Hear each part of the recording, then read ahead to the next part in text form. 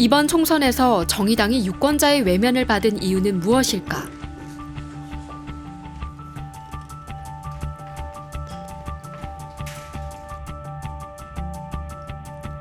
KBS 시사기획창 제작진은 지난 22대 총선을 앞두고 실시한 여론조사 결과를 다시 분석했습니다.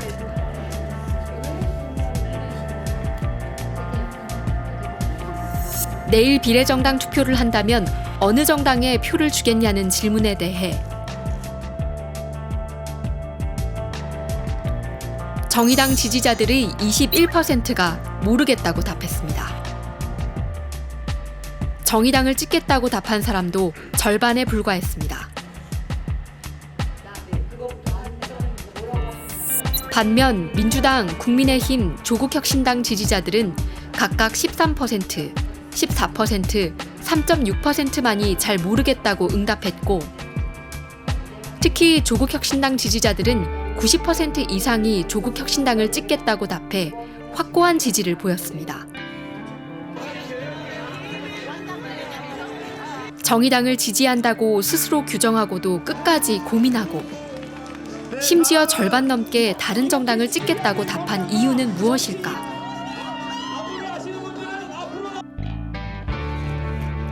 시사기획창 제작진은 국민의힘과 민주당, 정의당의 22대 선거 공약을 분석해봤습니다. 노동, 부동산, 환경과 여성, 사회적 취약계층 지원, 정치개혁, 대북정책 등 모두 29개로 분류했습니다. 정의당 선거 공약은 국민의힘과는 확연한 차이를 보였지만 민주당과는 대부분의 항목에서 큰 차이를 찾아보기 어려웠습니다. 특히 노동정책을 살펴보면 두 당 모두 동일임금, 동일노동을 원칙으로 삼고 노동조합의 활동을 보장하자는 기본 취지를 동일하게 내세우고 있었습니다. 세 당 모두 사회적 취약계층 지원 공약은 고루 제시하고 있었습니다.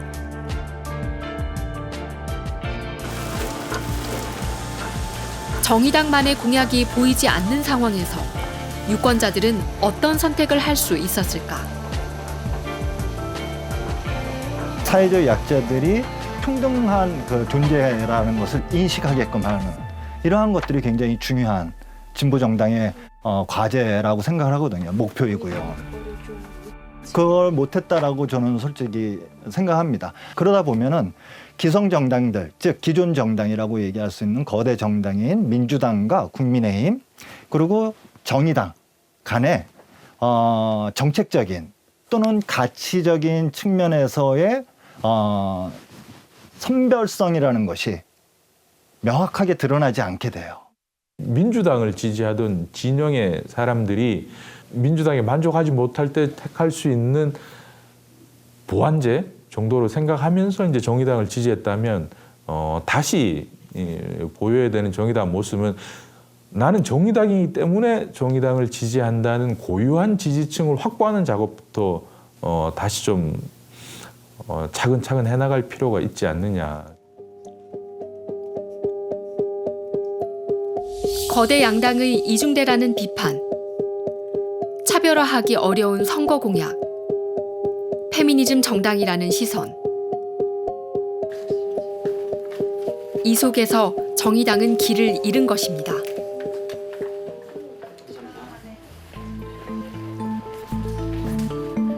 정의당이 20년 만에 원외 정당이 된 바로 그 시점. 선거가 끝나고 정의당에 새로 가입한 당원들을 만났습니다.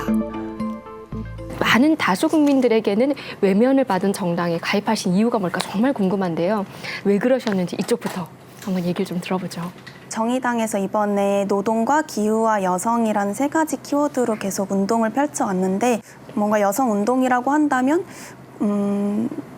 남성 개개인의 탓으로 돌리는 그런 정치라고 생각하기 쉽지만 정의당에서 보여주는 그런 성평등 정치는 구조적인 문제가 존재한다.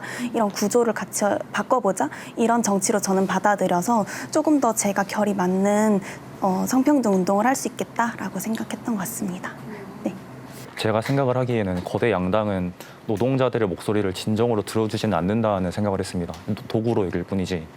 그랬는데 저도 이제 이번 총선 때 아예 소멸할 거라고 생각을 못했는데 아예 한석도 얻지 못하게 되는 걸 보면서 정의당이라는 존재가 사라져서는 안 된다. 그런 위기감을 가지고 입당을 하게 되었습니다. 내가 아니면 이 정당이 없어질 것 같은 위기감도 당원으로 가입하게 된 중요한 이유였습니다. 민주노동당 창립을 같이 했던 멤버고요. 그리고 그 분당이 되면서 해산할 때 그때 탈당을 해갖고 이제 그 저의 청춘 같기도 하고 그래서 투표 날 아마도 의석 하나도 안 나오겠지 싶으면서 그 젊은 친구들이 이렇게 엄청 열심히 뛰었는데 앞으로 잘하라고 좀 조금 보태자 이런 마음으로 가입을 했습니다. 아 죄송합니다 제가.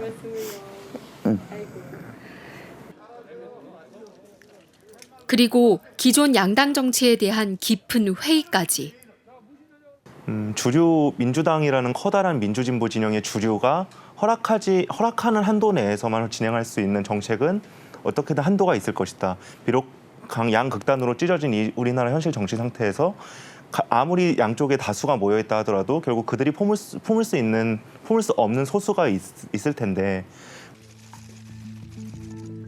양당 정치의 한계를 넘기 위해 존재하는 소수 정당인데 정의당 후보가 선거에 나와서 진보 진영의 표가 분산됐다는 비판에는 동의할 수 없다고 말합니다.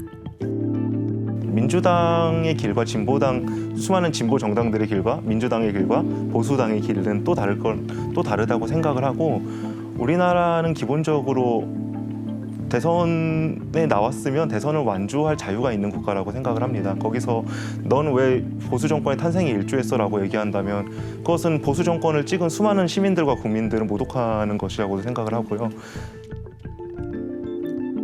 한국 정치 시스템에 대한 아쉬움도 큽니다. 어떤 현실에 가장 불만이 있으세요? 저는 지금까지 말했던 그리고 앞으로 말할 사회 문제 해결이 되는 키는 결국에는 선거제 개혁이라고 생각을 합니다. 그래요. 그럼 이번에도 투표용지가 이렇게 길게 나왔잖아요. 그 이름을 알기조차 어려운 투표용지를 받았을 때 어떤 느낌이 드셨나요? 저는 그게 준연동형 비례대표제의 부작용이라고 생각을 하는데 완전히 그렇게 내 의사가 그러니까 내 한 표가 온전한 한 표로 연결되지 않으니까 민주당이 먼저 주도적으로 준연동형 비례대표제를 가져오지 않았습니까? 그러면 연동형 비례대표제의 취지를 가장 잘 알고 오면서 그렇게 위성 정당을 만들었다는 게 저는 가장 충격이었고 권력을 잡는 데만 골몰하는 정치. 그 속에서 대다수 서민들은 소외됩니다. 어떤 문제로 신음하는 사람들에 대해서 돌보려는 노력을 하지 않고 오히려 그 피해를 가지고 봐라 이렇게 피해가 있는데 쟤네들은 아무것도 하고 있지 않다를 가지고 싸우느라 그 모든 싸움들이 언론 지면을 도배하고 공격하는 수단으로만 되고 있는 게 너무 안타깝고요. 바꾸고 싶은 현실은 있는데 거대 양당은 이 바람을 충족시켜주지 못하는 현실. 진보 정당이 무엇을 어떻게 할 수 있을까 고민하게 됩니다. 가입한 지 얼마 안 됐지만 벌써부터 느껴지는 변화는 뭔가 원내 정당이 안 됐어? 그럼 이제 어떻게 하지? 그럼 앞으로 어떤 정치를 하지? 뭔가 내가 할 수 있는 거 뭐지? 이걸 계속 생각하게 되는 거예요. 아무도 저한테 뭐라고 시킨 적도 없는데. 정치 전문가들은 건강한 사회를 위한 다양성 확보 측면에서 진보 정치가 길을 찾아야 한다고 조언합니다. 각오라는 건 역시 민주 대 반민주라고 하는 학생운동과 노동운동과 정치운동 그 속에서 성장했던 분들이 갖고 있는 세계관을 극복하지 못했고 새로운 그 패러다임이 오고 있었는데 선진국에서 태어난 MZ세대가 성장하고 있었는데 그 MZ세대가 갖고 있는 세계관이라고 하는 것은 기존 정의당 같은 진보정당과 충돌이 있죠. 어떻게 보면 원 보이스, 하나의 목소리, 다양성이라고 하는 이견을 허용하지 않는 이런 다양한 그 정체성 정치의 목소리를 내고 싶어 하는 거를 대변하는 정당이 누군가 있어야 되잖아요. 그러니까 보수정당은 그걸 못하니까.